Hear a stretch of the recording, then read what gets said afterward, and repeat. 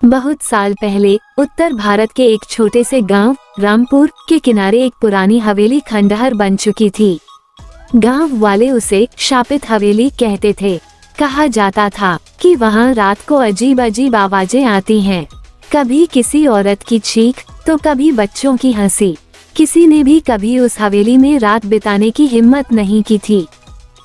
फिर गांव में एक दिन मुकेश नाम का एक शहर का नौजवान व्यक्ति आया जो भूत प्रेत में विश्वास नहीं करता था। उसने गांव वालों की बातों को अंधविश्वास समझा और तय किया कि वो उस हवेली में एक रात जरूर बिताएगा। गांव वालों ने बहुत समझाया, बेटा वो हवेली इंसानों की नहीं रही, अब वहाँ कुछ है।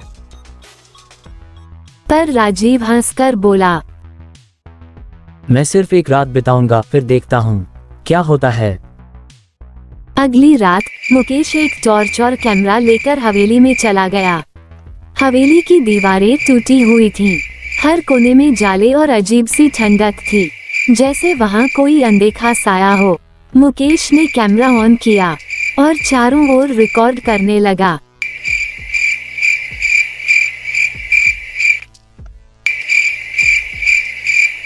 शुरुआत में सब सामान्य लग रहा था, पर जैसे जैसे रात गहराई अजीब घटनाएं होने लगी।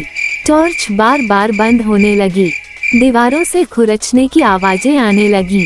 तभी एक कमरे से बच्चों की हंसी सुनाई दी। मुकेश ने जैसे ही उस कमरे का दरवाजा खोला, उसके शरीर में कंपकंपी दौड़ गई। वहाँ कोई नहीं था, पर कमरे की दीवारों पर खून से लिखा था, तुम्हारा भी वही अंजाम होगा। मुकेश ने डरकर बाहर भागने की कोशिश की, लेकिन दरवाजा अपने आप बंद हो गया। अब हवेली के हर कोने से किसी के चलने की आवाजें आने लगी।